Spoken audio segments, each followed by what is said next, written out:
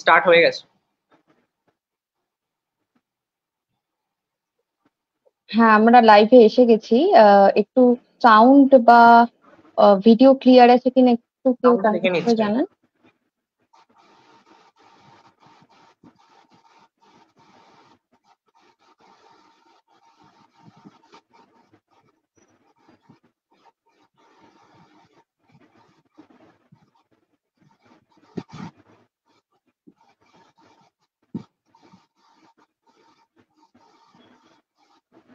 হ্যাঁ, সাউন্ড ঠিক আছে।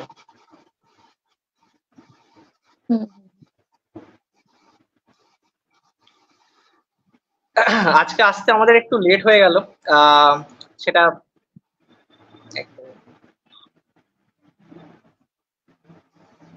সেটা তো একেবারেই আমার জন্য। আরে না না না, এরকম ব্যাপার না। হতেই পারে, এটা কোনো না না, ব্যাপার না। হ্যাঁ হ্যাঁ হ্যাঁ, আমি আমরাও ফার্স্টেই যে খুব এর একটু আগে কাজের চাপ। পাঞ্চুয়াল ছিলাম এমনটা নয়। হতে পারে, এটা তো কাজের তবুও ব্যাপার একটা, হতে পারে। তো যাই হোক, আজকে আমাদের সাথে যিনি আছেন তাকে আলাদা করে পরিচয় দেওয়ার কিছু নেই, আপনারা তাকে অনেকেই চেনেন। আজকে আমাদের সাথে আছে অনুরাধা মুখার্জি। তোমাকে ওয়েলকাম আমাদের এই গোধূলি আড্ডাতে। আহ, থ্যাংক ইউ। আমি জানি খুব বিজি তোমার একটা শিডিউল চলছে, তার মধ্যে থেকে তুমি একটা সময় বের করে আমাদের সাথে যুক্ত হয়েছো, এবং এটা খুবই খুবই ভালো লাগছে আমাদের। এই এরকম কিছু না, সবাই আমরা ব্যস্ত। না তুমিও না, তাও ব্যস্ত, আমি শিওর স্নেহাও ব্যস্ত। ব্যস্ততাটা অন্য অন্য রকমের হয়, but সবাই ব্যস্ত। রাইট।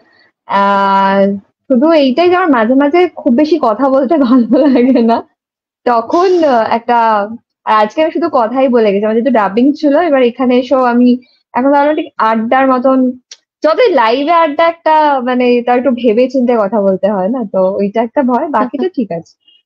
এখন তো আবার সবাই ট্রোল করে, তো ওটা একটা চাপের। ও বাবা, এটা মানে খুবই কখন কোথা বাজে থেকে ক্লিপিংস একটা। কেটে বের করে দেবে। হ্যাঁ, ধরতে হ্যাঁ, আমি হ্যাঁ, পারবে বলবো না, তাহলে দেখলাম আচ্ছা এটা হয়েছে হয়তো। সেটাই। সেটাই। তো আমরা আচ্ছা। যেটা করি, আচ্ছা কিছু বলবি, বল বল হুম। বল। বলছে হ্যাঁ, হুম। হ্যাঁ আমি মানে ও বলবে। আমি না না, বল। এটাই মানে ওর, আমি লাইভটা যেহেতু শুরু হচ্ছে, মানে একটা আড্ডার ছলে যেহেতু লাইভটা আমরা করছি, তো আর কি প্রথমে অনুরাধা তোমাকে জিজ্ঞেস করবো, মানে তোমার এই যে অ্যাক্টিং প্রফেশনে আসা বা জার্নিটা কিভাবে শুরু? মানে আমরা অনেকেই হয়তো জানি না, মানে যে তোমার ছোট থেকে বড় হয়ে ওঠা এবং কিভাবে ওই অ্যাক্টিং এর সাথে যুক্ত হওয়া, এবং তুমি এখন টলিউডেও কাজ করছো এবং বলিউডেও কাজ করেছো, হিন্দি ছবির সাথে যুক্ত হয়েছো। এবার সেই যে জার্নিটা আমি একটু তোমার সাথে সংক্ষেপে আর কি তুমি যদি বলো, কারণ তুমি একটু স্ট্রেস আউট আছো বুঝতে পারছি, যদি একটু বলো। না না, একেবারে স্ট্রেস আউট না, কিন্তু আমি কথাটা আমি অনেকবার বলেছি। এবার আমাকে অনেক সময় অনেক জায়গায় অনেক রকম ভাবে আমাকে কোথাও বলে আমি বাড়ি থেকে পালিয়ে গেছি, কোথাও আমি দেখি আমি বলেছি আহ আমার প্রচুর স্ট্রাগল, এক এক জায়গায় এক এক রকম কোট যেটা আমি দিইনি, সেটা হয়েছে। না না, এখানে কোট দিতে হবে না, এখানে তোমার অ্যাকচুয়াল রিয়েল যেটা, ধরো ইনসিডেন্ট কোনো কিছু দেখে তোমার তোমার ইন্সপায়ার্ড হয়েছো। বেড়ে ওঠা কোথায়, মানে কলকাতাতে? না না না, আমি খুবই শহরাঞ্চলের মানুষ, শহরাঞ্চলে বড় হয়ে ওঠা। আর আচ্ছা। কলকাতায় আমি আছি 2011 এন্ড থেকে, 11 আচ্ছা। আর 2024, তার মধ্যে 5 বছর আমি ছিলাম বম্বেতে। তো ওই আর কি মিলিয়ে মিশিয়ে ছোটবেলাটা শহরাঞ্চল, তারপরে আবার একটা টাইমে বম্বেতে গিয়ে আহ, তারপরে এখন কলকাতায়। তো ওই আর কি, আমার বড় হয়ে ওঠার সাথে অভিনয়ের কোনো সম্পর্ক নেই। বড় হয়ে ওঠা যেমন আহ, আর 5টা বাঙালি বাড়িতে ভাবে যে এই তো সরকারি চাকরি করবে বা টিচার হবে বা কিছু একটা হবে আর কি, মানে আমি আমারও কিছু একটা হয়েছে, বাট ওইগুলো কোনোটাই হয়নি। কিন্তু আহ, মানে আমি মনে করি হয়েছে, সেটা আমার বাড়ির লোক এখন কতটা মনে করে আমি জানি না। তো কারণ মায়ের কোনোটাই দেখে যেতে পারিনি, কারণ আমি জবের থেকে অ্যাসিস্ট করা শুরু করেছি, তার 3 মাসের মাথায় মা মারা যান। আর বাবা রিসেন্টলি, আমি একটা ফেসবুকে পোস্ট দিয়েছিলাম, মানে বাবা আমার জার্নির অনেকটার সাথেই যুক্ত, আমার অ্যাসিস্ট্যান্ট ডিরেক্টর থেকে আমার অভিনয় জগৎ, প্লাস কলকাতার শিফটিং আমার পুরোটাই বাবার সাথে যুক্ত। তো রিসেন্টলি লাস্ট মাসে আমি আমার বাবাকে হারিয়েছি। তো এখন বলবো যে অবভিয়াসলি মানে ইট ইজ আ সোলো জার্নি। তুমি যদি জার্নির কথা জিজ্ঞাসা করো, তো ছিল মানে মা কোনোটাই দেখতে পাইনি যেটা আমি অভিনয়ে আসতে চাই। মা জেনেছে যে আমি অ্যাসিস্ট্যান্ট ডিরেক্টর, কারণ আমার বাড়ির সবাই খুব পড়াশোনার সাথে যুক্ত, মামার বাড়ি বলো বা আমার বাবার বাড়ি বলো। তাদের কাছে একটা খুব বিস্ময়ের ব্যাপার ছিল যে অনুরাধা, আমার বাড়ির নাম মিমি, তো আহ, এটা আবার আহ, কোথায় যাচ্ছে, কিভাবে শুরু করবে। বাট এখন অনেকটা দেখতে পায় বলে, অ্যাসিস্ট্যান্ট ডিরেক্টর তো দেখতে পাওয়া যায় না, না ক্যামেরার পেছনে যারা কাজ করে হুম আরো তারা অভিভূত হয়ে যায় যে ব্যাপারটা কি হচ্ছে, মানে যেটা ভিজিবল সেটা নিয়ে তাও একটা মানুষের আইডিয়া থাকে, তাও প্রচুর প্রশ্ন থাকে এটা কি করে হয় ওটা কি করে হয়, কিন্তু যাদের দেখতে পায় না, যারা লেখে বা ডিরেকশন দেয় বা প্রডিউস করে, তাদের পক্ষে আরো ডিফিকাল্ট আমাদের ইন্ডাস্ট্রিতে বোঝানো যে কি অ্যাকচুয়ালি কি হয়। তো আহ, ওই আর কি, পড়াশোনা থেকে অভিনয়, অ্যাসিস্ট্যান্ট, তারপরে অভিনয়, তারপরে এখন চলছে জার্নিটা, তার মধ্যে জার্নির মধ্যে জার্নি চলছে। তো it's going on, life goes on.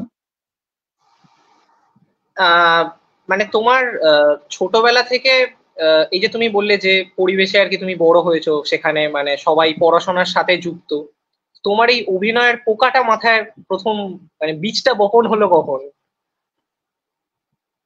পোকা চিরকালই আছে, সেই পোকাটা স্থানকাল বিশেষে আলাদা হতে হতে যায়।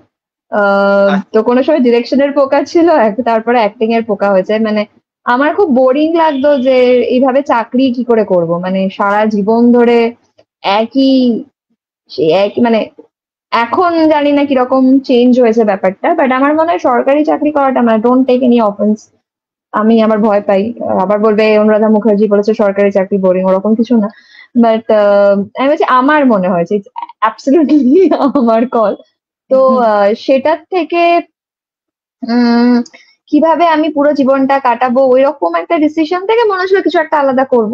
তো এই আলাদা থেকে একেবারেই তো নো আইডিয়া, মানে আমার বাড়ির কেউই, আমার অনেক আগে একজন দাদু ছিলেন যিনি নাট্য জগতের সাথে যুক্ত ছিলেন, তিনি থিয়েটার করেছেন, কিন্তু সেটার বাইরে কোনো আইডিয়া ছিল না। তো অবভিয়াসলি ওরকম ফ্যামিলির একটা মেয়ে হয়ে আহ কি করব সেটা ফার্স্ট, একে তো আমি প্রচন্ড ক্যাবলা ছিলাম, মানে ভয়ঙ্কর লেভেলের ক্যাবলা, মানে কি করবো এটা ভাবতে ভাবতে 22-23 বছর চলে গেছে। তো এটা আমার মানে মোস্ট অফ দ্য কেস আগের যারা ধরো মিলেনিয়ালস তাদের এটা প্রবলেম, এখনকার জেনজি প্রচন্ড স্মার্ট, ওরা জন্মে জানে কি করতে হয়। তো দে বর্ন উইথ স্মার্টফোন, তো স্মার্ট তো হতে হবে। আমার মনে হুম হয় প্রচন্ড, কালকে আমি জেভিয়ার্স এ একটা ফ্যাশন শো জাজ করতে গিয়েছিলাম, ওরে বাপরে, আমি ওদেরকে মাইকে বলে এসেছি, মানে ওরা যা, আমি ওদের কাছে জেনজি ভাষা শিখে এসেছি, মানে কি সব মানে আমি জাজ করতে গিয়ে আমি হতবাক হয়ে গেছি যে এইটা কি ভাষা, মানে স্টেজে উঠে হাঁটছে ফাটছে এরকম এরকম করছে, আমি বলছি, এইটার মানে এটা কি করে জাজ করবে, এটা তো আমি নিজেই মানে জানি না। তাই ওদেরকে আমি জিজ্ঞাসা করেছি হোয়াট ডাজ ইট মিন, বলছে ম্যাম ইউ ডোন্ট নো। আমি বলছি নো আই ডোন্ট নো। তো হুম আমি প্রচন্ড ক্যাবলা ছিলাম, সেই ক্যাবলা থেকে ঠিক করে ডিসাইড করতে যে আমি কি চাই এটা করতে অনেকদিন কেটে গেছে। তারপর অভিনয়টা ভালো বাসা থেকে আমি যখন স্ক্রিপ্ট পড়াতাম অন্যান্য অভিনেতাদের, ধরো অ্যাসিস্ট করতাম, তখন মনে হতো যে আরে এই ব্যাপারটা তো, আর ছোটবেলার থেকে আমার খুব রিডিং করতে ভালো লাগে, গল্পের বই খুব ছোট এখনো পড়ি, আমার গল্পের বইটা খুব ভালো লাগে। তো আমি খুব ভিজুয়াল দেখতাম যখন আমি গল্প পড়তাম, মানে ধরো কোনো নভেল পড়ছি তো ক্যারেক্টার্স গুলোকে আমার মনে হতো আই ক্যান হুম ইমাজিন, হুম দেখতে হুম পারি। তো ওইখান থেকে তারপরে যখন আমি স্ক্রিপ্ট অন্যদের পড়াতাম তখন মনে হতো যে এই ভালো হচ্ছে না, এর থেকে বেটার আমি করতে পারি, কারণ স্কুলে সবসময় রিডিং এর জন্য আমাকে ডাকা হতো। তো ওই ব্যাপারটা থেকে ধীরে ধীরে ধীরে ধীরে আর আমার মানে অ্যাক্টিং ব্যাপারটা এক্সপ্লোর করা, তা আমি স্টিল এক্সপ্লোর করছি। তো যদি বলতে মানে জিজ্ঞাসা করো, আমি বলতে পারি যে ওই স্ক্রিপ্ট রিডিং, অ্যাক্টরদের সাথে অ্যাসিস্ট্যান্ট ডিরেক্টর হিসেবে মেলামেশা, ওটা করতে করতে আরো বেশি ডেভেলপ করেছে। প্লাস আমার বম্বে যাওয়াটা অনেকটা বেশি কাজে লেগেছে, ওখানে গিয়ে ভালোবাসাটা যাকে বলে, মানে থিয়েটার গ্রুপের সাথে যুক্ত হওয়া, তাদের অভিনয় দেখা, ভালো ভালো অ্যাক্টরদের অভিনয় ফলো করা, সেখান থেকে আরো এখন যত দিন যাচ্ছে আরো বেশি এক্সপ্লোর করছে। আচ্ছা। ভেতরটা ক্যাবলাই আছে, বাইরেটা এক্সপ্লোর করছে। না, এই যে তুমি বলছো মানে অ্যাসিস্ট্যান্ট ডিরেকশন থেকে তুমি শুরু করেছিলে, তো ইন ফিউচারে কি তোমাকে মানে ডিরেকশনের দিকে আমরা পাবো না? না তুমি নেভার। না তুমি নো, বলছিলে আমি ডিরেক্ট, তুমি আমি অনেক বলছিলে যে কথা তুমি বলি, শুনে ডিরেকশনে, ভুলে যাবে। আচ্ছা আচ্ছা আচ্ছা। না তুমি যেহেতু বলছিলে শুরুতে যে আমি ডিরেকশনটাতে আমার মূলত ইন্টারেস্ট ছিল, তারপরে আমি অভিনয়ের দিকে আসি, তো সেই কারণে আমি বললাম। আমি তোমাকে এক্সাম্পল দিচ্ছি, ধরো আমার একটা খাবার খেতে ভালো লাগতো, এখন লাগে না। সেরকম ভাবে ডিরেকশনটা ভালো আচ্ছা। লাগতো, এখন আর লাগে না। Kind of direction moody type, mood হলে না মুডি, ডিরেকশনটা বুঝে গেছি। ডিরেকশনটা কি বলতো, এটা ভয়ঙ্কর একটা টাফ জব। মানে ডিরেকশনটা হচ্ছে, একটা হচ্ছে তোমাকে ভয়ঙ্কর মেন্টাল স্টেবিলিটি প্লাস পেশেন্স। আর আমার পেশেন্স লেভেল অভিনয়ের মধ্যেই আছে, ওটাতেই আমি খুশি। ভবিষ্যতে প্রোডাকশন করার খুব ইচ্ছা আছে আমার, অ্যাজ আ ক্রিয়েটিভ প্রডিউসার বলতে পারো, বা নিজের প্রোডাকশন করার খুব ইচ্ছা আছে, ওটা আমার বেশি ইন্টারেস্টিং লাগে। ডিরেকশনটার জন্য অনেক অনেক অনেক ধৈর্য লাগে, ওইটা আমার মনে হয় না আমার দেওয়া।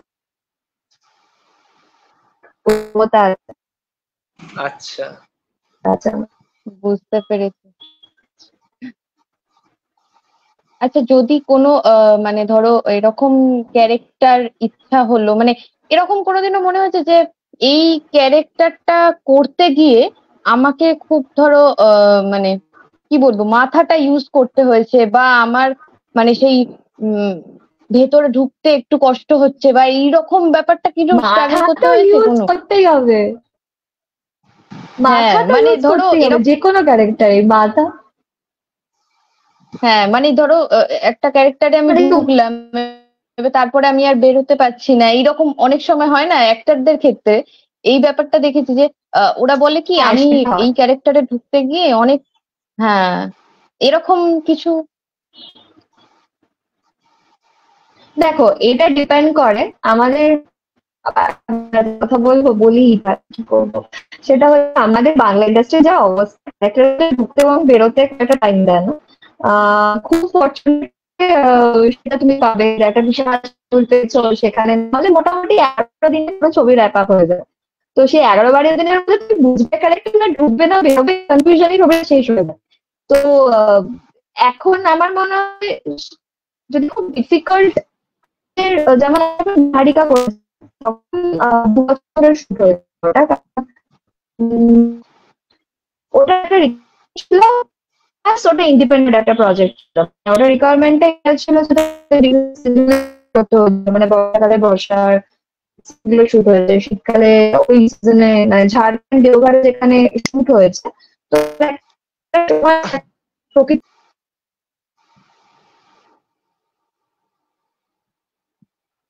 সামহাও কিছু আমার মনে হয় ইন্টারনেট সমস্যা হচ্ছে, হ্যাঁ ইন্টারনেট নেটওয়ার্কের সমস্যা সমস্যা হয়েছে। হচ্ছে। ঠিক আছে, আবার ফিরে আসবে।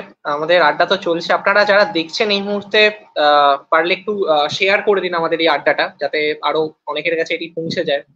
এবং আমরা প্রত্যেক সপ্তাহে এটি আনার চেষ্টা করছি, আমি স্নেহা আমরা দুজনে। যেটা আমাদের প্রথমে কথা বলছিলাম, আমরা বহু বছর আগে এটা শুরু করেছিলাম 2021-এ, তারপরে এটা সেভাবে কন্টিনিউ করতে পারিনি মাঝখানে, তো এখন আবার করছি। আজকে আড্ডা চলছে অনুরাধার সাথে। আহ, আমার মনে হয় ওর একটু নেটওয়ার্কের কোনো সমস্যা হয়েছে, যেই কারণে লিভ চলে গেছে।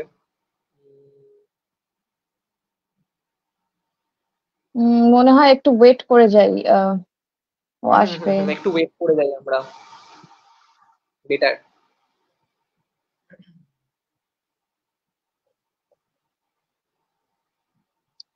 আচ্ছা, ততক্ষণ মনে হয় আমার অনেকের কাছ থেকে কিছু, হুম,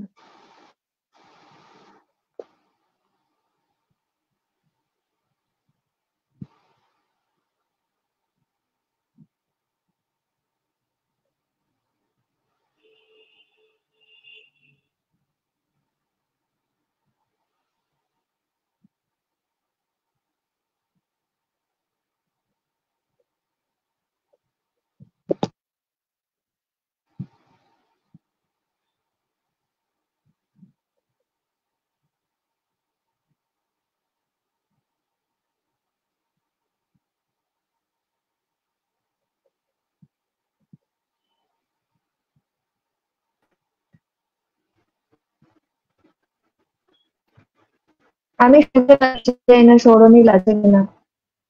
হ্যাঁ হ্যাঁ হ্যাঁ, তোমার ইমেজটা আসলে একটু পজ হয়ে আছে, বাট কথা শোনা একটু যাচ্ছে। নেটওয়ার্কের হয়তো ইস্যু হচ্ছে তোমার। এবার ঠিক আছে, এবার ঠিক আছে। আমি শুনতে পাচ্ছি, এবার ঠিক আছে, ওকে। কিন্তু আমি সৌরনীলকে দেখতে পাচ্ছি না। এই তো, না না, দেখা যাচ্ছে। ওকে ওকে। যা, ও তুমি শুনতে পাচ্ছিলে। যা, আমরা কি কনভারসেশনে ছিলাম না, চরিত্র ভেতরে বাইরে করে আমি বাইরে চলে গেছি কানেকশনে। তো তো দীপার চরিত্রটা তোমার করতে আমার অনেকটা ডিফিকাল্টি ফেস করতে হয়েছে, কারণ ওটার থেকে বেরোতেও আমার অনেক ডিফিকাল্ট হচ্ছে। কারণ আমি জানি না তুমি দেখেছো কিনা নিহারিকা, বা সৌরনীল লিখেছে নিহারিকা, আমরা হলে গিয়ে দেখে হ্যাঁ, তো ওইটা করতে গিয়ে মানে একটা চরিত্রটার এত লেয়ার, এতগুলো এজ, ওইগুলো করতে গিয়ে খুব ডিফিকাল্টি লেগেছে। এবং আমার মনে আছে লাস্টে যখন কলকাতার পার্টটা শেষ হয়েছে, মানে অনেক পার্ট করতে গিয়ে আমি ভয়ানক ভাবে কেঁদেছি, কিন্তু স্পেশালি লাস্ট দিন যেদিন আমাদের 2 বছর পর লাস্ট র্যাপ আপ হয়েছে, তখন আমার মনে আছে আমি অনিন্দ ছিল, ইন্দ্রশিসদা ছিল, অবর্ণা যে আমাদের গান গেয়েছে, যেবার ফিল্ম ফেয়ার পেলো, তাকে জড়িয়ে প্রচুর কেঁদেছি, মানে কারণ জানি না, কিন্তু সামাও আমার মনে হয়েছে যে এবার আমি আর দীপা প্লে করতে পারবো না, দীপা চলে গেল, কিছুটা চলে যাওয়ার একটা হারানোর একটা দুঃখ হয়েছে। দীপা চরিত্রটা বলতে পারো যে মানে ওই একটা থেকে গেছে আমার সাথে, থাকবেও এখনো অব্দি। ভবিষ্যতে কি হবে জানি না, আবার কোনো চরিত্র প্লে করলে হয়তো সেটা দীপা চলে যাবে, বাট দীপা স্টিল এখন আমার সাথে আছে। মানে আমরা যখন নিহারিকা দেখতে গিয়েছিলাম, সেই ওইখানেই আমার সত্যি তোমার অ্যাক্টিংটা যেটা লেগেছিল, যে ওই যে এক একটা এজে ওই সেই ক্যারেক্টারটা প্লে করা নট ইজি, খুব ডিফিকাল্টি আছে একটু। এবং ওই ধরনের একটা অ্যাক্টিং প্লে করা যেখানে মানে শিলাজিৎদার মতন একজন অভিনেতা এবং সিঙ্গার, তার সাথে যে মানে মামা ভাগ্নির যে কেমিস্ট্রিটা বন্ড করা, এটা সত্যি মানে খুবই দারুণ। আমি দেখে ওখানে মানে হারিয়ে গিয়েছিলাম। ভালো অভিনয় করেছে এবং প্রত্যেকের পারফরমেন্স খুব মানে খুবই ভালো ছিল, প্রত্যেকের।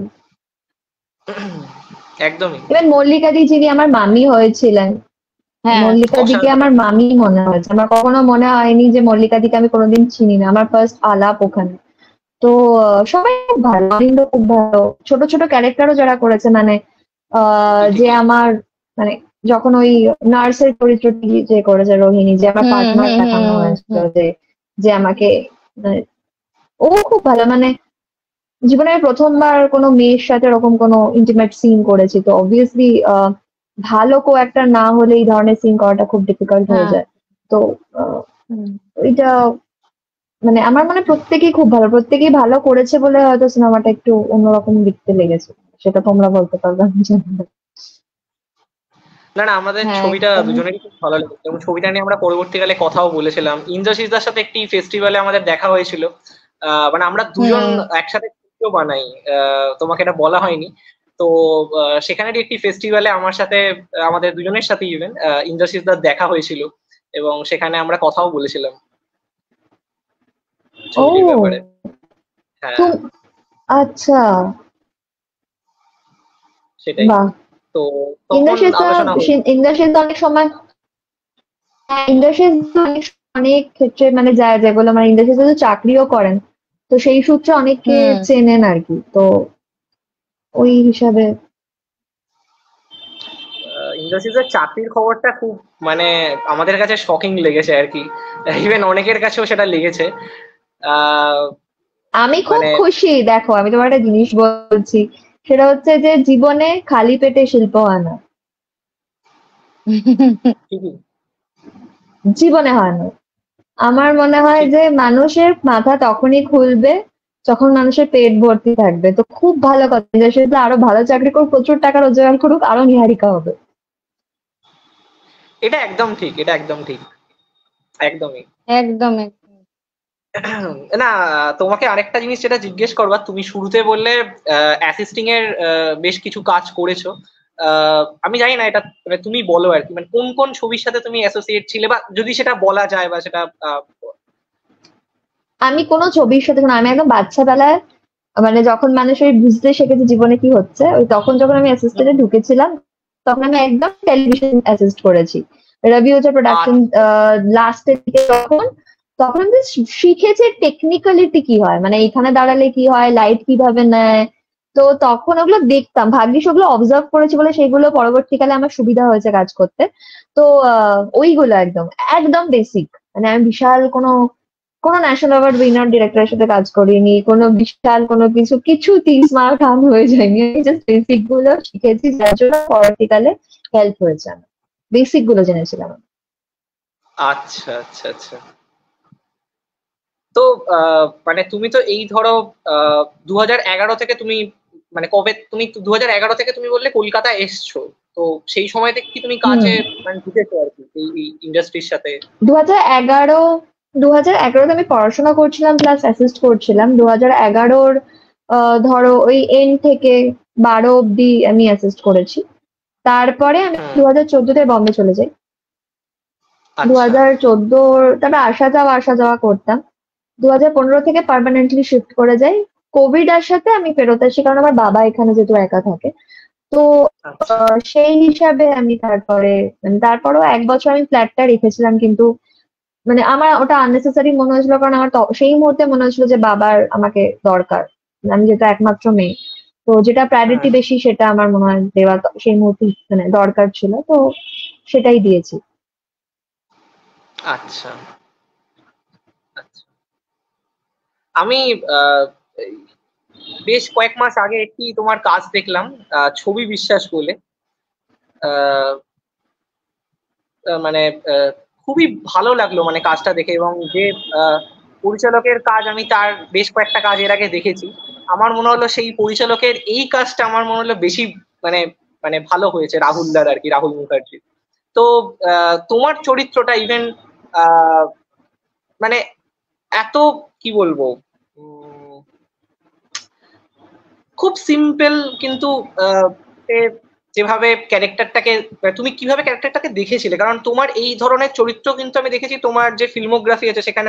ধরো দীপার যে চরিত্রটা, বা ধরো সেই চরিত্রটা, বা আমি যদি বলি বিরোহিতে যেভাবে সেকেন্ড সিজনে তুমি ঢুকলে, সেই যে চরিত্রটা যেভাবে ফোল্ড হলো, সেইটাও ইভেন মানে আমি বলছি এই ধরনের চরিত্রগুলোকে তুমি কিভাবে প্রিপারেশন নাও, বা এই যে তুমি একটু আগে বললে যে কথাটা, যে ধরো আমাদের ইন্ডাস্ট্রিতে খুব ছোট স্প্যানে আমরা কাজ করি, ধরো একটা ছবি হওয়ার পরে আবার একটা ধরো তোমার কাজ হয়তো শুরু হয়ে যায়, তো এই যে ডিউরেশনটা কম থাকে, তো এখানে তুমি নিজেকে কিভাবে প্রিপেয়ার করো? মানে এটা তো খুবই চ্যালেঞ্জিং একটা ব্যাপার না, এবং চরিত্রগুলো যেভাবে আর কি থাকে তোমার, তো সেই কারণে। চ্যালেঞ্জিং তো অবশ্যই, তার থেকে আমার মনে হয় এটা একটা অভিজ্ঞতা কাজ করে, যেহেতু আমি এতদিন ধরে কাজ করছি, এটা তো অবশ্যই একটা নিউ কামারের জন্য একটু ডিফিকাল্ট হবে। কারণ আমি যখন নিহারিকার একটা পোর্শন শুট করছি, সেই সময় আমি অলক্ষিজও শুট করছি, অলক্ষিজের গোয়া, দুটোর সাথে কোনো মিল ছিল না। তো আমি কারণ অলক্ষিজেন গোয়ার সময়ও একটা মানে ঐন্দ্রিলা, আমরা সবাই জানি ঐন্দ্রিলা শর্মা, যিনি ফার্স্ট অলক্ষিজে ইনিশিয়ালে মানে যে মারা গেছেন, ঐন্দ্রিলা শর্মা যে অ্যাক্টর, তো ওটা ইনিশিয়ালি ওর করার কথা ছিল। তো আমি যখন নিহারিকার একটা পোর্শন শুট করছি তখন অলক্ষিজের প্রিপারেশন চলছে। তো ইভেন আমি যখন মালায়ালি একটা ছবি করে ফিরেছি, তখন আমি তারপরে সে বিরোহী সেকেন্ড সিজন শুট করেছি। তো আমি মালায়ালি ছবিটা আর বিরোহীর মধ্যে 2 দিনের ডিফারেন্স ছিল, মানে 2 দিনও না, 1 দিনের। আমি এসেছি কলকাতায় তেলেঙ্গানা হায়দ্রাবাদ থেকে, দেন পরের দিন আমার নদিয়া তেহট্টাতে যাওয়ার ছিল। তো ওইটাই, এটা না পুরোটাই একটা কি করে বলবো, এটা যোগা করার মতন, মেডিটেশন করার মতন, যে তুমি এটাই একটা বডিতে রিদম চলে আসে, তোমার মাথায় একটা রিদম চলে আসে, ওই ইন অ্যান্ড আউটটা তখন তুমি রিয়েল চরিত্র, এগুলোর মধ্যে ডিফারেন্স যা স্নেহা চলে গেছে যা আছে, এই চরিত্রগুলোর মধ্যে তফাৎ করতে শিখে যাও। মানে আমি হ্যাঁ, মানে যখন ধরো আমি সিরিয়াল করি তখন যে ধরনের অভিনয়টা করি, আমি যখন সিরিজ করি তখন অন্য ধরনের অভিনয় করি, আবার যখন আমি একটু মানে সিরিয়াস টাইপের সিনেমা করি তখন একটু অন্য ধরনের। এবার এটা ডিপেন্ড করে জানো তো, মানে অসুবিধা হয় না কি, অবশ্যই অসুবিধা হয়। আমাদের যদি অপশন দেওয়া হয় যে তোমরা কি 3 দিনের ব্রেক, তো এটা খুব লোড মনে হয় মাথার উপরে, মানে কারণ একটা তো এক্সপেকটেশন লোকজনের থাকে, প্লাস নিজের কাছ থেকে এক্সপেকটেশন থাকে যে কিভাবে একটা চরিত্র থেকে অন্য চরিত্রটা তুমি ডিফারেন্ট করতে পারো, দর্শকের যাতে একঘেয়ে না লাগে। কারণ একজন অভিনেতার সব থেকে বেশি মাইনাস পয়েন্ট হচ্ছে তাকে দর্শক বলতে পারে যে এ তো একই ধরনের অভিনয় করে। এইটা একটা সাংঘাতিক মাইনাস পয়েন্ট একটা মানে একজন অভিনেতার ক্ষেত্রে হতে পারে। তো সেইটা যাতে কোনো দর্শক না বলতে পারে, সেটা একটা কনসিয়াসলি অ্যাভয়েড করা একটা দায়িত্ব ওটা। আর সেকেন্ড, নিজের ভালো লাগার ক্ষেত্রেও আমার মনে হয় যে তুমি কিভাবে নিজেকে এক্সপ্লোর করছো না একটা চরিত্রের মধ্যে দিয়ে, যেটা আগে কখনো করনি, ম্যানারিজম বলো, সবকিছু নিয়ে বলো। তো এটা একটা হ্যাবিট বলতে পারো, একটা অভিজ্ঞতা। সেই জন্য আমি বারবার সবাইকে বলি যে খুব বেশি অভিনয়ের গ্যাপ থাকলে আমরা কিন্তু অনেক সময় আনইজিনেস ফিল করি। মানে অভিনয় করাটা একটা প্র্যাকটিস। তুমি যদি পর্দায় অভিনয় না করছো বা কোনো সিরিজ বা সিনেমা না করছো, কিছু না কিছু করে অভিনয়টা প্র্যাকটিসের মধ্যে রাখাটা খুব দরকার। মানে যত তুমি প্র্যাকটিস করবে তত বেশি তোমার ক্রাফট ভালো হবে। এটা তো যে কোনো ক্ষেত্রেই আমার মনে হয় প্রযোজ্য, সেটা অভিনয়ের ক্ষেত্রেও প্রযোজ্য। এটা আমার মনে হয়, এই আমি যে বাকিটা জানি না। না সে তো অবশ্যই।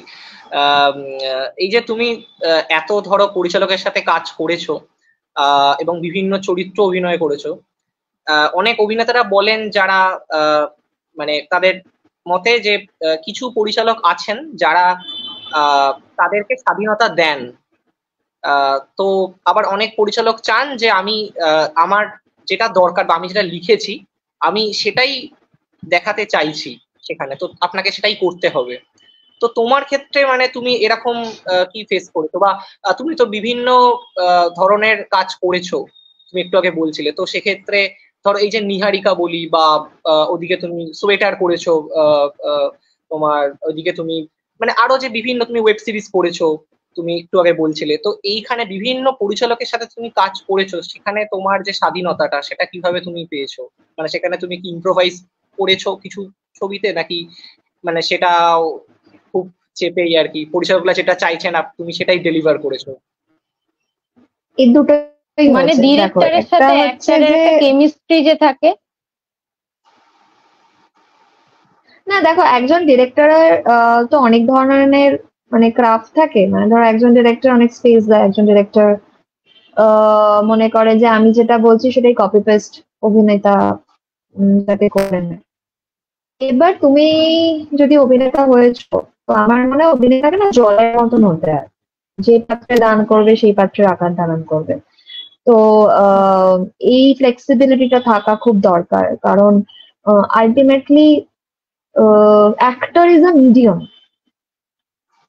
ডিরেক্টর সিনেমাটা বানান।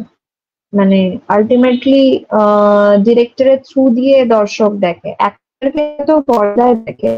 কিন্তু অ্যাক্টর যেটা করছে সেটা অনেক ক্ষেত্রেই সেটা ডিরেক্টরের চোখ, ডিরেক্টর কি চায় সেটাই মানে সেটা দেখানোর চেষ্টা করেছে। এবার ধরো আমি ইন্দ্রজিৎ দার সাথে কাজ করেছি, প্রদীপ্তদার সাথে কাজ করেছি, এরা এক ধরনের ডিরেক্টর যারা স্পেস দেয়। ভালো খারাপের মধ্যে বলছি না, আমি বলছি এক এক ধরনের প্রকৃতি এক এক রকমের হয়। আমি অনেক ধরনের অনেক জনের সাথে কাজ করেছি, অনেকজন এরকম ডিরেক্টরের সাথে কাজ করেছি যারা আমাকে এক্স্যাক্টলি টোনটাও কি হবে সেটা আহ বলে দিয়েছে যে আমি এটা চাই। মানে সেখানে একটা জিনিস যেটা আমি করি সেটা ব্যক্তিগতভাবে, আমি আমার মতো একটা ভার্সন দেওয়ার চেষ্টা করি। আমি তোমার মতন একটা ভার্সন করলাম, এবার আমি আমার মতন ভার্সন করলাম। এবার ডিরেক্টরের যদি ভালো লাগে আমার ভার্সনটা শুনবে, আর যদি মনে হয় ডিরেক্টরের ভার্সনটাই ভালো, তুমি সেটা রাখবে। তো একটা মিডওয়ে চুজ করতে হবে। এবার যদি কোনো সময় উপায়টা না থাকে, ডিরেক্টর বলছে না আমি যেটা বলছি সেটাই, তো তোমাকে তো, director ultimately captain of the ship, তো তোমাকে তো মানতেই হবে। তো এটার তো কোনো, তাহলে নাহলে তোমাকে প্রজেক্টে সেটা বেরিয়ে যেতে হবে যদি তুমি সেটা আগ্রী না করতে পারো। তো এটা তো কোনো অপশন নেই। ধরো সঞ্জলি আনসারি বলছে দীপিকা পাডুকোনকে আমি এইটুকুনি চাই, দীপিকা পাডুকোন কি করবে? বলবে না আমি করবো না। তেমনি দীপিকা পাডুকোন যদি ধরো নতুন কোনো ডিরেক্টরের সাথে কাজ করে, সেটা দীপিকা পাডুকোনের নিজের সে থাকতে পারে। সো ডিপেন্ডস তুমি কার সাথে কাজ করছো, কোন অ্যাটমসফিয়ারে কাজ করছো, এবং নিজেকে কিভাবে মোল্ড করছো। তো পুরোটাই যেটা বললাম জলের মতন থাকতে হবে। রাগ হয়, দুঃখ হয়, অভিমান হয়, ভালো লাগে, সব ইমোশনই কাজ করে অ্যাক্টরের মধ্যে, কিন্তু সবকিছু মিক্স করে যেটা পর্দায় আসে সেটা কোনোটাই আমরা নই, ডিফারেন্ট ক্যারেক্টার। হুম। তো সেটাও সবসময় মাথায় রেখে চলতে হবে। মানে অনুরাধাকে আমি যদি মার্ক করে দিই, অনুরাধার ইমোশন যেটা পর্দায় আমি দেখাচ্ছি ইমোশন আসে, তাহলে পুরোটাতে সমস্যা আছে, ওটা আমি হতে পারি না, কিছুটা হয়তো আমার থেকে প্রত্যেকটা ক্যারেক্টার যায়, কিন্তু পুরোটা তো অনুরাধা মুখার্জি না। সেটা ডিরেক্টরের চয়েস, সেটা ডিরেক্টরের চরিত্র, আমার তৈরি করা চরিত্র তো না। আমি কিছুটা অবদানে, মানে আমি কিছুটা দিচ্ছি ওটা তৈরি করার ক্ষেত্রে, ওই অতটুকুই আর কি। রাইটার লিখছে, ডিরেক্টর ডিরেকশন দিচ্ছে, প্রডিউসার টাকা দিচ্ছে, অ্যাক্টর অভিনয় করছে, এডিটর এডিট করছে, মিউজিক যে দিচ্ছে সে মিউজিক দিচ্ছে, তো পুরোটা একটা টিম ওয়ার্ক, অ্যাক্টর একটা পার্ট করছে, একদমই। মেজর পার্টি যদি বলি, কিন্তু তাও এটা টিম ওয়ার্ক, তো টিমে প্রত্যেকটা মানুষ ইম্পর্টেন্ট। প্রায়োরিটাইজ করাটা একটু বন্ধ করা উচিত অ্যাক্টরদের, এতটা মহান কিছু নয় ব্যাপারটা। আচ্ছা, তুমি ছোটবেলা থেকে বললে যে অনেক গল্প পড়েছো, অনেক মানে বই পড়তে ভালোবাসতে। তো এরকম কোনো বই দেখে বা ভিজুয়াল করতে তুমি বলেছো যে আমরা এটা করি যে যখন একটা গল্প পড়ছি, বা ধরো রবীন্দ্রনাথের কোনো উপন্যাস বলি, বা শরৎচন্দ্রের কোনো উপন্যাস, আহ বা ধরো সুনীল গঙ্গোপাধ্যায়, বা এমনিতেই বুদ্ধদেব গুহ, এরকম অনেকে আছে লিস্ট, যাদের গল্প পড়লে বা উপন্যাস পড়লে, কিছু লেখা পড়লে মনে হয় যেন আমি দেখতে পাচ্ছি এই জিনিসটা। তো এরকম কোনো ক্যারেক্টারের মধ্যে হয়েছে যে তুমি ধরো এটা করতে চাও ভবিষ্যতে, এরকম ক্যারেক্টার হয়েছে কোনোদিনও? সে হিস্টোরিক্যাল হতে পারে, মানে কোনো আহ যে তোমার ইচ্ছা, যে খুব ডিজায়ার আছে, এরকম থাকে না অ্যাক্টরদের, একটা ডিজায়ার থাকে যে এই ক্যারেক্টারটা যদি আমি পেতাম, কোন ডিরেক্টর যদি করতো আমাকে নিয়ে কাজ, তো মানে এটা খুব আউটস্ট্যান্ডিং ব্যাপার হয়ে যেত। তো এরকম কোনো ইচ্ছা আছে ক্যারেক্টারের মধ্যে কাজ করার সঙ্গে? যদি খুব কাছের চরিত্র বলো, আমার দুর্গা, অপু সংসার আমার খুব প্রিয় দুর্গা চরিত্রটি। তো যিনি করেছেন তাকে রিপ্লেস করাটা খুব ডিফিকাল্ট আমার মনে হয়, কারণ ওই মানে সাহসিকতাটা নেই। কিন্তু যদি জিজ্ঞাসা করো যে আমি চাই কি না, হ্যাঁ ওই চরিত্রটি অবশ্যই, যদি এখন কেউ রিক্রিয়েট করতে চায়, আমি চাইবো দুর্গা চরিত্রটি করতে। খুব ডিফিকাল্ট একটি ক্যারেক্টার, কিন্তু খুব সিম্পল। তো অবশ্যই এটা তো চাই। ওটা জানি না ভবিষ্যতে কেউ করবে কিনা, চাইও না কেউ করুক, কারণ ওটা অ্যাজ ইট ইজ ওরকম রাখাটাই ভালো। কিন্তু যদি কেউ করে তো আমি আমি দুর্গা চরিত্রটি করতে চাই। আচ্ছা, মানে স্নেহা এটা বললো বলে আমি জাস্ট এটা একটা জিনিস জিজ্ঞাসা করছি তোমাকে, যে মানে তুমি যেহেতু বলছিলে যে তুমি অনেক বই পড়তে, বা সেখান থেকে তুমি ভাবতে বিভিন্ন জিনিস, ভিজুয়ালস দেখতে আর কি, তুমি মেনলি কি ধরনের মানে বই পড়তে, বা তোমার তুমি সেই সময় যে বই পড়তে আর কি, কোন কোন আমার মা লেখকদের? আমাকে প্রত্যেক জন্মদিনে একটা করে জন্মদিনে বই, মানে আমার প্রচুর বই, এই এই ফ্ল্যাটে কিছু আছে, কিন্তু আমার নিজের বাড়িতে প্রচুর বই আছে। তো আমার মা প্রত্যেক জন্মদিনে একটা করে বই গিফট দিতেন আমাকে। তো আমার প্রথম নোবেল শরৎচন্দ্র, আমি ক্লাস যখন 6 এ পড়ি আমি মহেশ পড়েছি, আমি প্রচুর কেঁদেছিলাম। আমার অ্যানিমাল লাভার যে ইনস্টিংটা বোধহয় ওইখান থেকে, ছোটবেলা থেকে। তো মহেশ পড়ে আমার খুব কান্না পেয়েছিল। তারপরে শরৎচন্দ্রের প্রায় সবকটা মানে এই মানে ধরো গৃহ ছাড়া, চরিত্রহীন, পরপর পরপর আমি ওইভাবে সবকটা শেষ করেছি। বঙ্কিমচন্দ্র আমি খুব একটা পড়তে পারিনি, কালিদাস খুব একটা পড়তে পারিনি, ভয়ঙ্কর কঠিন লেগেছে। কালিদাস তো মানে আমি চেষ্টা করেছিলাম কিন্তু শেষ করতে পারিনি, মানে ওই ভাষা আমি বুঝতে পারিনি। বাংলা আমার খুব একটা খারাপ নয়, কিন্তু তার সত্ত্বেও কালিদাসের শব্দ একদম, মানে শব্দের মধ্যে যে উনি কি বোঝাতে চেয়েছেন এটা আমি আজ অব্দি উদ্ধার করতে পারিনি। কিন্তু আমি ছোট গল্প ধরো, তারপর সত্যজিতের যেগুলো ছোট গল্প সমগ্র সেটা পড়েছি, সুচিত্রা ভট্টাচার্য পড়েছি, আশাপূর্ণা দেবী পড়েছি, তারপরে নবনীতা দেবসেন আর একটু বড় হলো যখন তখন পড়লাম। তারপরে উত্তরাধিকার পড়েছি, যেটা মানে আমার মা ছোট ছোট ছোট ছোট করে কিছু না কিছু দিতে থাকতেন। তো মা যেগুলো পড়েছেন আর কি, মা যখন কলেজে পড়তেন, মা যখন নিজে, আমার হিন্দি শেখা বা সিনেমার প্রীতিও কিন্তু আমার মার কাছ থেকে, মানে ইন্টেনশনালি এটা হয়তো ভেবে দেখাননি যে আমার মেয়েও এটার সাথে যুক্ত হবে, কিন্তু আমি ছোটবেলায় যখন মার সাথে বসতে, তখন এই হিন্দি সিনেমা দেখো, হিন্দি শেখাও। আমার মা হিন্দি নিয়ে পড়েছেন, তো এটাও মার কাছ থেকে। তো বই পড়া বলো, যাই বলো, পুরোটাই আমার মায়ের দান, আমার খুব একটা হাত নেই। এইখান থেকে তুমি যেহেতু বললে এই হিন্দি শেখার ব্যাপারটা, এটা নিয়ে আমি তোমাকে হুম। জিজ্ঞাসাও করতাম, কারণ আমরা আলোচনা করছিলাম, ইভেন আমরা গত এপিসোডে দেবাশিস দাকে একই প্রশ্ন করেছিলাম, তো দেবাশিস দা একটা উত্তর দিয়েছিল তার দিক থেকে। আহ মানে অনেক অভিনেতারা বলেন যে আমি মানে বাংলাতে কাজ করছি, বা আমার ভাষার দক্ষতাটা যেহেতু বাংলাতে আছে, তো আমার মনে হয় না আমার এখনো সেই দক্ষতাটা আছে যে আমি হিন্দিতে গিয়ে বা একটা একটা হয়তো সাউথের হিন্দি কোনো ছবিতে ভাষায় গিয়ে কাজ করা, হ্যাঁ। হয়তো আমি, হ্যাঁ তো সাউথের ল্যাঙ্গুয়েজটা আমি করলাম না, তো ডাব কেউ করলো, বাট আমি ওইখানের যে জায়গাতে গিয়ে কাজ করব, সেখানে তো আমাকে সেই জায়গাটার মধ্যে আমাকে মানে ফিট করতে হবে।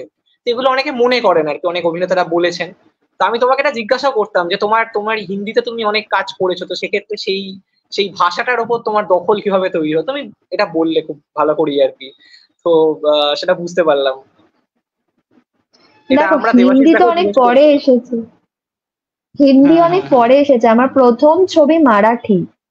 আমি যখন বম্বে ফার্স্ট গেছি, হিন্দি সম্পর্কে তাও তো আমার আইডিয়া আছে, মানে হিন্দিতে আমি কমফোর্টেবল কথা বলতে, আমার হিন্দি খুব একটা ডিফিকাল্ট লাগে না।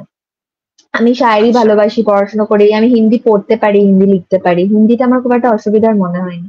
কিন্তু আমি যখন ফার্স্ট কলকাতা থেকে একটা অন্য মানে শহরে যাই, যার মেন ভাষাই হচ্ছে মারাঠি, আমি সেই সিনেমাতে কাজ করি। তো সেখানে সবাই, যে ভাষাটা সম্পর্কে আমার কোনো আইডিয়া ছিল না, তো তখন খুবই ছোট, এবং মহেশ মাঞ্জরেকরের ছেলে ছিল, এবং ওখানে রেণুকা সাহানি, কিশোর কাদাম, যারা ন্যাশনাল অ্যাওয়ার্ড পেয়েছে এরকম মানে অ্যাক্টরদের সাথে অভিনয় করেছি। এবং যদি বলো ভাষার প্রতি ভীতিটা ওখান থেকেই কেটে গেছে, তখন যা ভয় পাওয়ার পেয়ে নিয়েছি, কারণ আমি 9 ঘন্টা 10 ঘন্টা করে ওয়ার্কশপ করতাম তখন।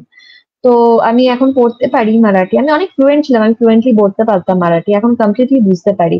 তো আমার মনে হয় সাউথে আমি কিছু বুঝতে পারিনি, বাট আমি গুজরাটি, মারাঠি এগুলো খুব কমফোর্টেবলি বুঝতে পারি, এবং আগে খুব ফ্লুয়েন্টলি বলতে পারতাম, এখন সেই যেহেতু কেউ নেই বলার জন্য, তো ওই ফ্লুয়েন্সিটা চলে গেছে। তো আমার ফার্স্ট কাজই তো মারাঠি, তারপরে আমি করেছি কন্নড়। আমি মারাঠি, কন্নড়, মালয়ালি, বাংলা, হিন্দি, এই 5টা ভাষায় কাজ করেছি, আহ মানে বাংলা বাদ দিয়ে। তো এই বাংলা ভাষা ভীতিটা নেই আমার, ভাষা এক্সপ্লোর করতে বরঞ্চ খুব ভালো লাগে, তো ওই ভীতিটা কেটে গেছে।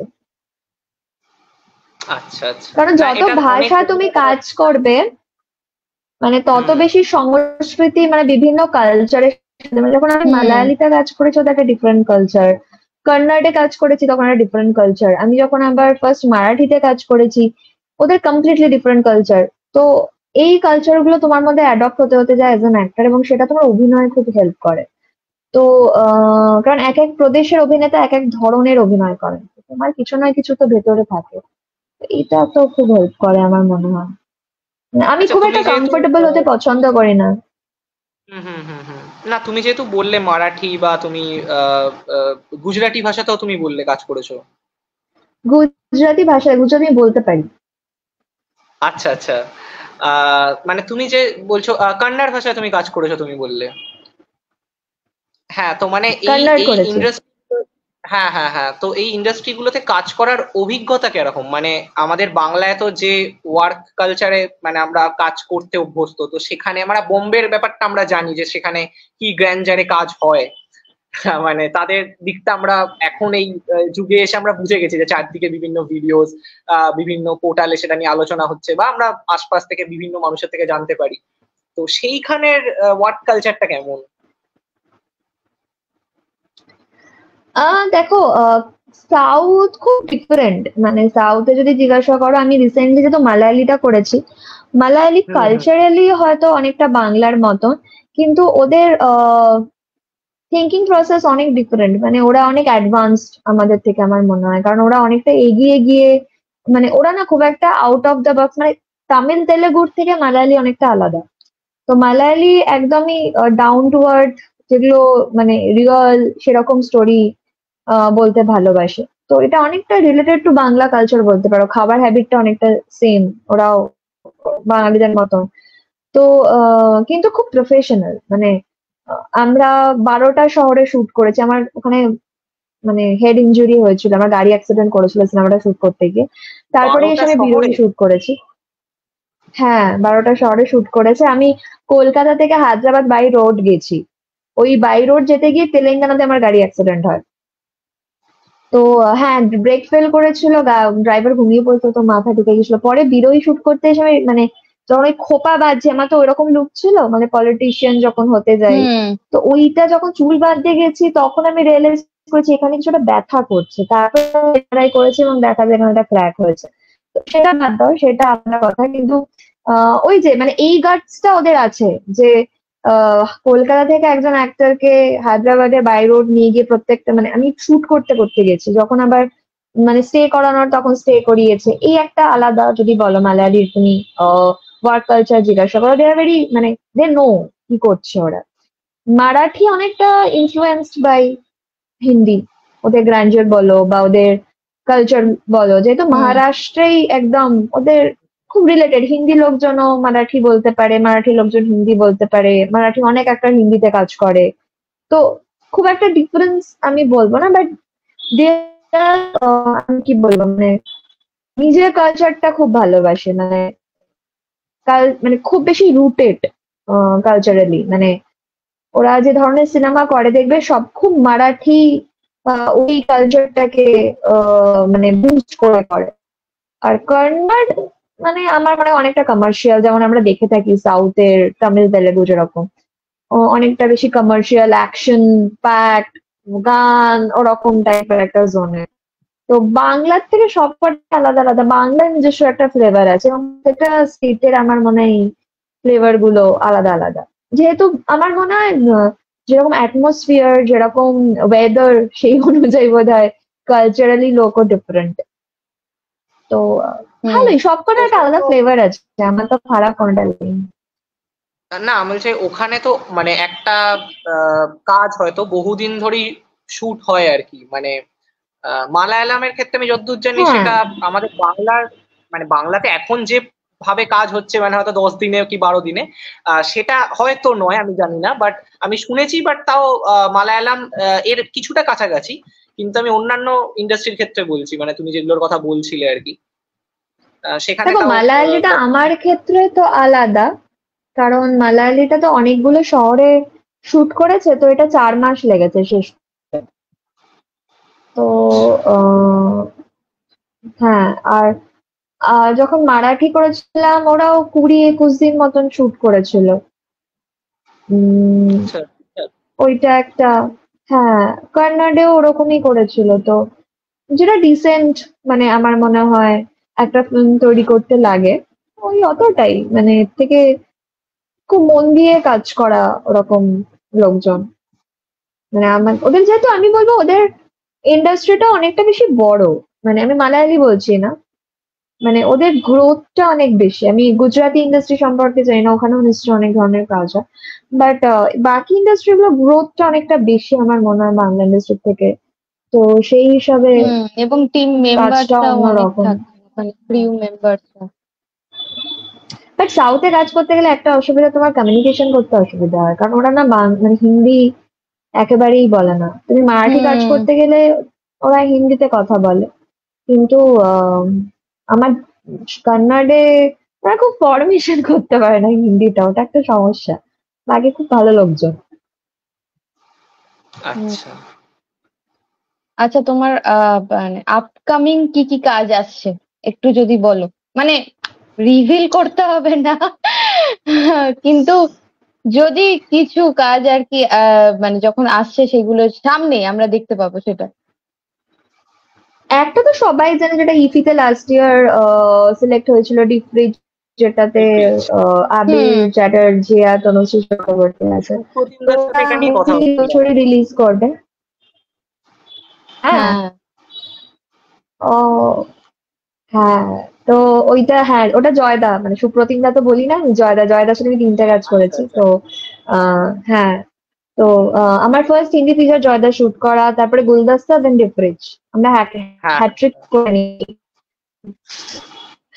তো হ্যাঁ, ডিফরিজটা আসছে। আর বাকি দুটো কাজ পোস্টে, যার মধ্যে একটা হচ্ছে বিদুলা ভট্টাচার্য, যিনি রাজদার অ্যাসিস্ট্যান্ট, ছিলেন, ওনার সাথে একটা কাজ আসছে যেটা ভূতের ছবি।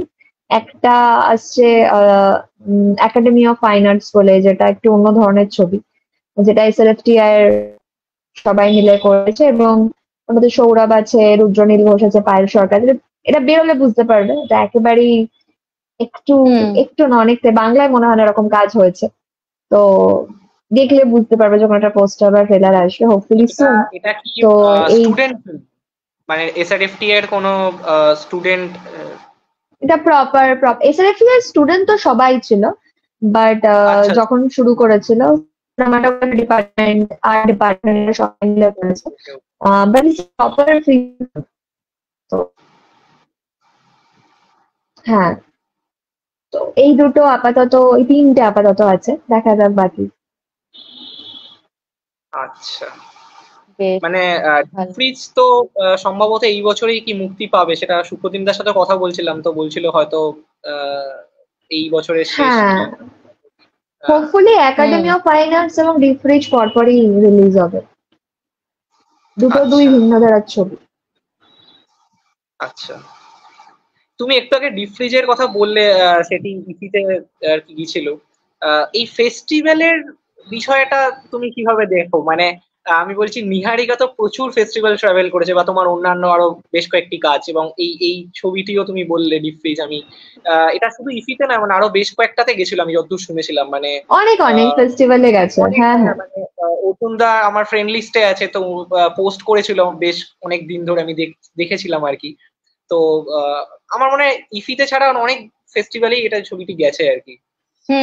তো এই ফেস্টিভ্যালের যাওয়ার এই অভিজ্ঞতাটা কিরকম? মানে তোমার ছবি ধরো ফেস্টিভ্যালে যাচ্ছে, বিভিন্ন দেশের বিভিন্ন ভাষার লোকজনরা সেই ছবিটির সাথে কানেক্ট করছে, তো হ্যাঁ এই বিষয়টাকে তুমি কিভাবে দেখো?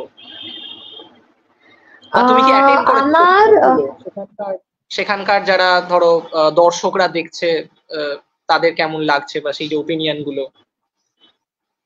হ্যাঁ, আমার ধরো ফার্স্ট যেটা আমি পাঞ্চলাইট জয়দার সাথে করেছিলাম, ওটাও ইফিতে গিয়েছিল, কিন্তু সেই মুহূর্তে আমি যেতে পারিনি, আমি শুটিং করছিলাম। ওদের আমার সেই হচ্ছে সেকেন্ড সিনেমা যেটা ইফিতে গেছে। কিন্তু সোয়েটার বলো, গুলদস্তা বলো, এগুলো তথাকথিত মানে তখন কোনো ফেস্টিভ্যালে যাইনি। নিহারিকা দিয়ে আমার ফার্স্ট, যেটা আমি এতগুলো ফেস্টিভ্যাল কভার করেছি। আহ আমি ভিয়েতনাম যেতে পারিনি আনফর্চুনেটলি, বিকজ আমি তখন অলক্ষী শুট করছিলাম। তো আমি যেটা যেতে পেরেছি সেটা বলবো কেরালা ফিল্ম ফেস্টিভ্যাল, যেটার অভিজ্ঞতা অসাধারণ। কারণ অন্য ভাষার মানুষ যখন তোমার সিনেমা মন দিয়ে দেখে 2 ঘন্টা ধরে এবং কেউ বেরোয় না, আমাদের নিহারিকার কেরালা ফিল্ম ফেস্টিভ্যালে 3টে শোই হাউসফুল ছিল, 800, 500 জন দেখেছে মানে 3টে শোতে। তো তাদের রিয়াকশন তো অবশ্যই খুব ম্যাটার করে, কারণ দেখো বাংলা কালচার বাঙালি লোকজন দেখলে তারা রিলেট করতে পারবে, এটা খুব স্বাভাবিক। কিন্তু যখন কেরালার একটা 25 বছরের মেয়ে এসে আমার সাথে জিজ্ঞাসা করে, বা একজন 40 বছরের ভদ্রমহিলা এসে আমার সাথে কথা বলেন, সেইটাতে একটা অন্য ধরনের অভিজ্ঞতা। আমার মনে হয় ফেস্টিভ্যাল অ্যাক্টরকে অনেকটা বেশি শিক্ষিত করে, যে অডিয়েন্স কিরকম হওয়া উচিত। ওয়ার্ল্ড সিনেমা দেখে যে ধরনের অডিয়েন্স, বা যারা সেন্সিবল অডিয়েন্স, তাদের সাথে ইন্টারাক্ট করার একটা তো অবশ্যই সুযোগ পাওয়া যায় অ্যাক্টরকে, তো সেটা অনেকটা বেশি সমৃদ্ধ করে অ্যাক্টরকে আমার মনে হয় এই ফেস্টিভ্যাল গুলো।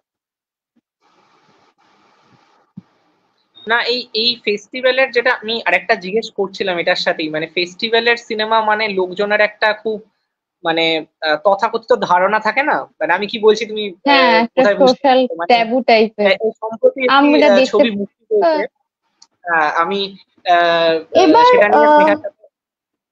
হুম। এবার দেখো গাল্লি বায়ও কিন্তু ফেস্টিভ্যালে গেছে, সেটাকে লোকে কি করে নেবে? রাইট রাইট হ্যাঁ, রাইট। এবার ডিপেন্ড করছে তুমি সেটাকে কিভাবে প্রেজেন্ট করছো সেটার উপরেও। মানে আজকে গাল্লি বায়ও গেছে, আজকে আরো বলো, এরকম আরো অনেক সিনেমা গেছে যেগুলো কমার্শিয়ালি হয়তো অ্যাপ্রোচেবল, কিন্তু এগুলো হ্যাঁ হ্যাঁ, ফেস্টিভ্যালেও একদম। ভালো লেগেছে। হ্যাঁ। তো হ্যাঁ, ডিপেন্ড করছে যে তুমি কিভাবে সেই জিনিসটাকে সামনে নিয়ে আসছো। তুমি কি হুম একদম হুম। প্রেজেন্টই করছো যে it is a very snobbish film, যেটা একটা সার্টেন অডিয়েন্সকে রিচ করতে পারবে, নাকি তুমি এটাকে প্রেজেন্ট করছো যে এটা সব ধরনের অডিয়েন্সের জন্য। তো সেইটা একটা প্রেজেন্টেশনের ওপর ডিপেন্ড করছে যে তুমি কিভাবে নিচ্ছ। বাট ফেস্টিভ্যালের ফিল্ম বলে এখন আর আমার মনে হয় না কিছু সেরকম ভাবে। সেটা লাঞ্চ বক্স ফেস্টিভ্যালে গেছে, কিন্তু লাঞ্চ বক্স একটা বলতে পারো মানে এই সিনেমাগুলো আজকে গালি বয়ের অডিয়েন্স আলাদা, লাঞ্চ বক্সের অডিয়েন্স আলাদা। তো সেটা তো কিছু করার নেই যে এবার ধরো টিপিক্যাল কমার্শিয়াল আল্লু অর্জুনের যে সিনেমা দেখছে আজকে বিজয় সেতুপতির মহারাজ তাকে নাও ভালো লাগতে পারে, বাট মহারাজ বললে মনে পড়লো আর কিন্তু আমাদের এতে গোল্ডেন গ্লোব জিতলো, তারপরে তো অস্কারও জিতলো ইভেন। তো সেই ছবিটা তো ফেস্টিভ্যাল। হ্যাঁ হ্যাঁ ওটাই বলছি। তো এটা ডিপেন্ড করছে এবার তুমি কিভাবে মানে ওটাকে নিয়ে আসছো সামনে।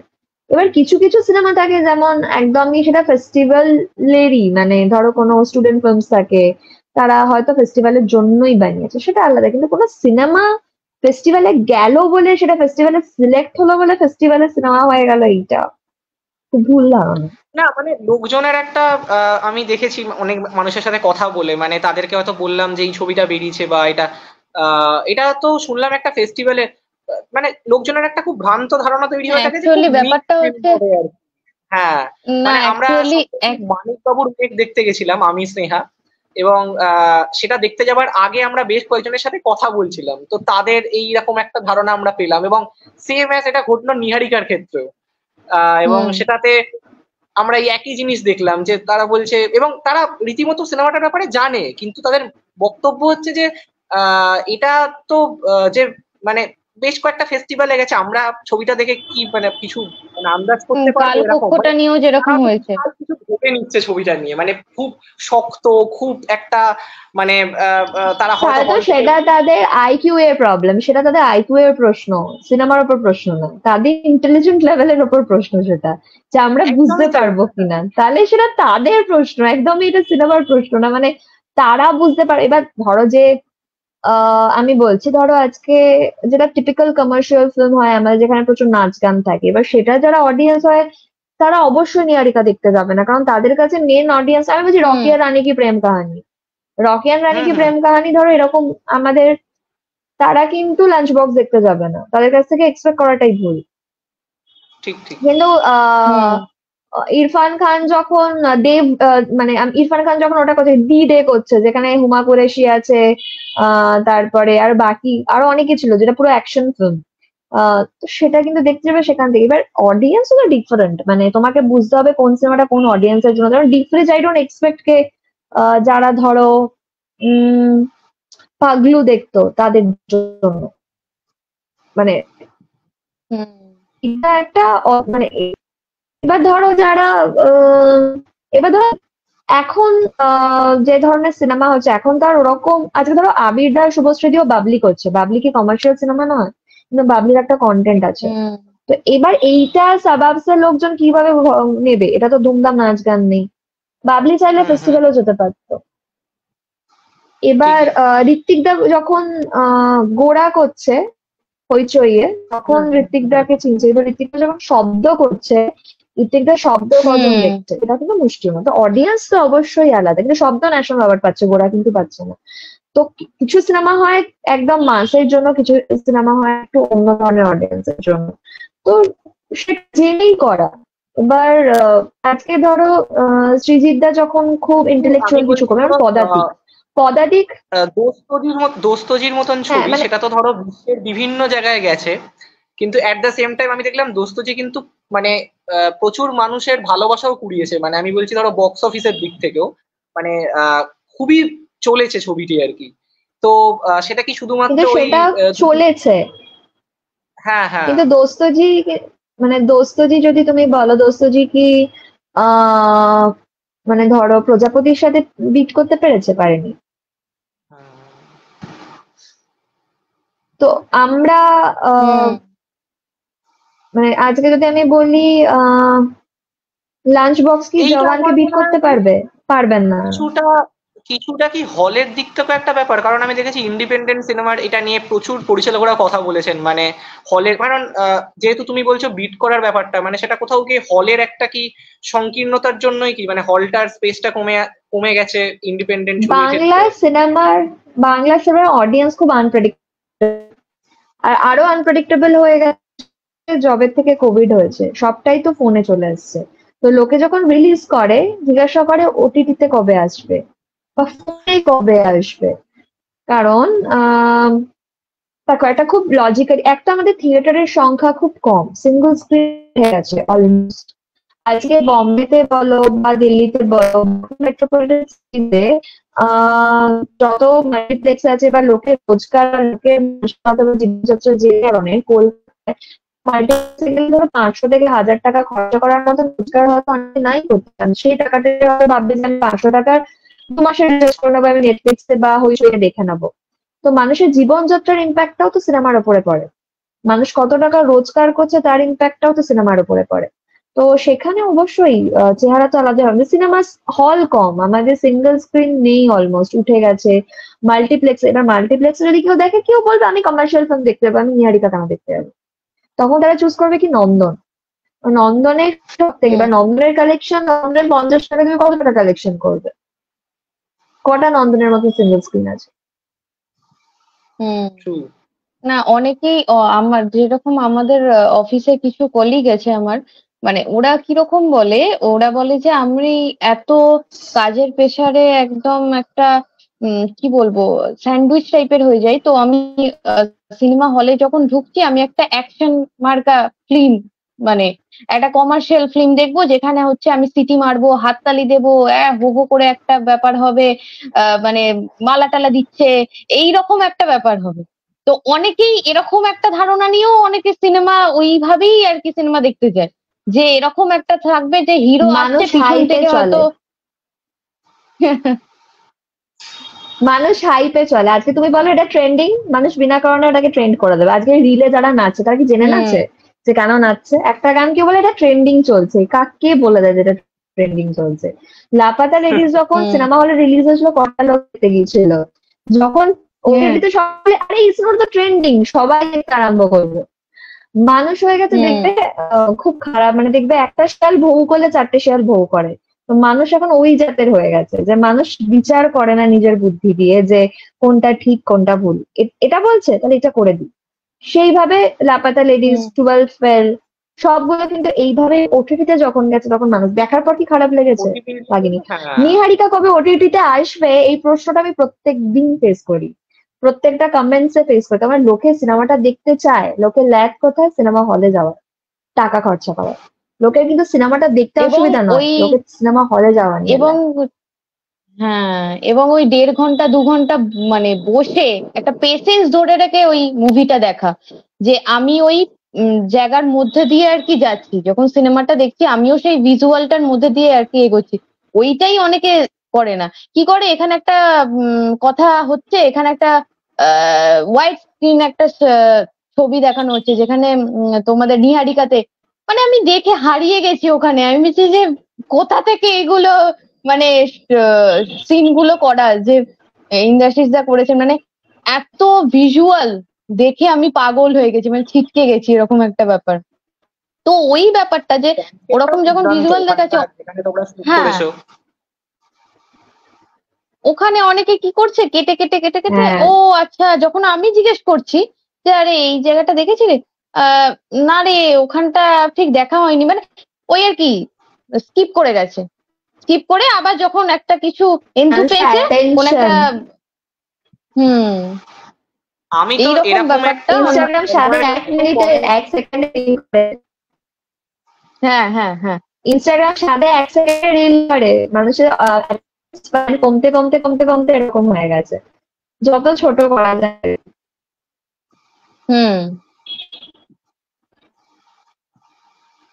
ঠিকই। না তোমার সাথে প্রায় আড্ডা হয়ে গেল আর কি, অনেক কিছু নিয়ে আমরা আলোচনা করলাম। মানে কোথা থেকে শুরু হয়েছিল কোথায় গিয়ে শেষ হচ্ছে আড্ডাটা, এবং একটা মানে মানে আমরা বিজনেস মডেলের দিকে বেরিয়ে গেছি আড্ডাটা নিয়ে গিয়ে।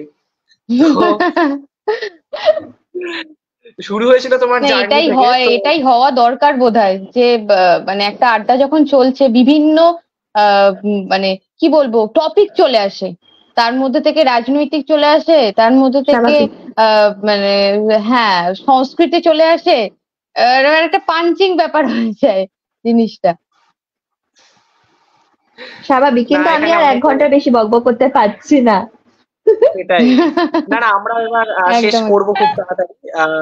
তুমি শেষে যদি কিছু বলে শেষ করো আর কি, তোমার কেমন লাগলো বা বা নিউ আহ, কামারদের কিছু যদি বলো, যারা মানে ধরো যারা নতুন অ্যাক্টিং কাজ করার বরাবরই যেটা সবাইকে ইন্টারেস্টেড বলি আর আছে। কি, হুম। হ্যাঁ, আমরা যে শেষটা তাদেরকে দিয়ে যদি, কারণ আমি অনেকে এরকম আমাদেরকে বলে যে যারা আমি আগে যারা এসেছিলেন তাদেরকেও বলেছি, কেউ হয়তো মানে সুপ্রতিম দাকে বলেছিলাম যে তিনি হয়তো সিনেমাটোগ্রাফি করেন, তো অনেকে বলে যারা আমি কাজ করব তারা কিভাবে স্টার্টটা নেবে আর কি। তো তুমি যেহেতু অভিনয়ের দিক থেকে এসছো বা তুমি একসময় অ্যাসিস্ট্যান্ট ডিরেক্টর হিসেবে কাজ করেছিলে, তো এই অনেকে জিজ্ঞেস করে আর কি যে ব্যাপারগুলো, তো তাদের জন্য তুমি যদি কিছু বলো আর কি, বলে আমরা তাহলে ব্যাপারটাকে শেষ করব।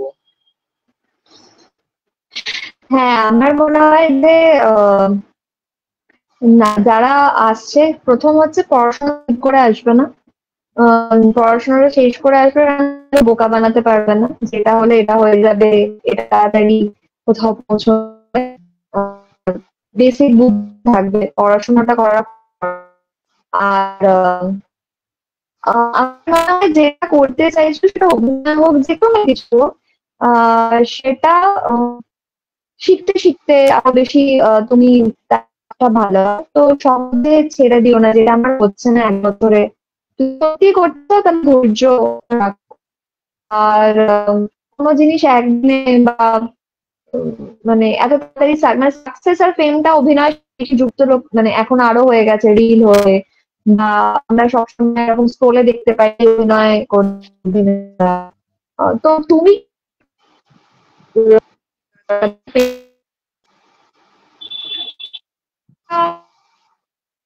অভিনয় করতে চাও, এইটা একটা মানে একটা confident যদি বলো, তো সেই ক্লিয়ার হওয়াটা খুব দরকার। অভিনয় করার জন্য অনেক আছে, practice আছে নিজের, নিজের ক্রাফটের প্রতি যত্ন আছে।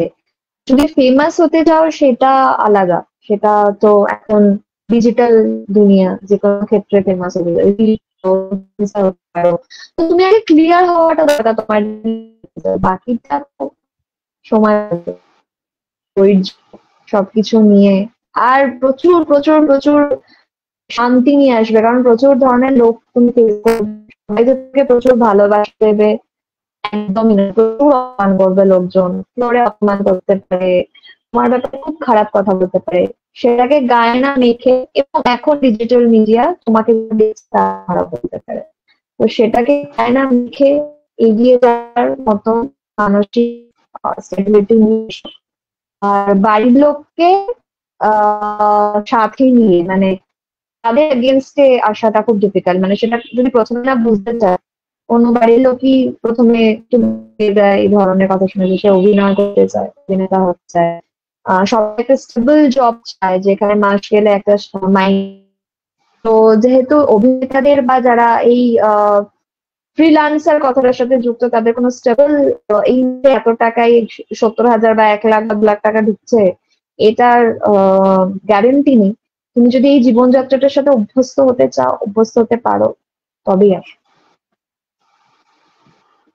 Thank you so much Anuradha একদম এখানে আসার থ্যাংক ইউ। জন্য। আমরা একদম খুবই সত্যি। খুশি এবং আশা করছি দর্শকরাও খুবই খুশি, অনেকে কমেন্ট করেছে এখানে বিভিন্ন। তো থ্যাংক ইউ সো মাচ, খুব ভালো একটা আড্ডা হলো। Thank you. খুব ভালো লাগলো থ্যাংক ইউ তুমি সো এলে, মাচ। আবার কোনো একদিন আড্ডা হবে। হ্যাঁ, এই আশা রাখবো।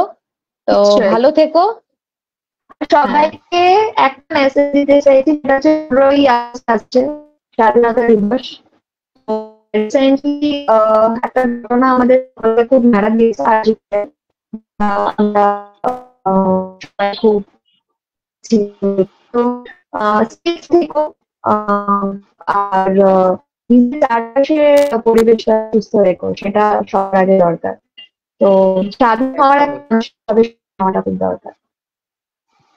একদমই একদমই তাই, নিশ্চয়ই। একদমই তাই। ঠিক থ্যাংক আছে, you thank you so much. আজকে। চলো, ভালো থেকো। নিশ্চয়ই। একদম। টাটা। টাটা। হ্যাঁ, টা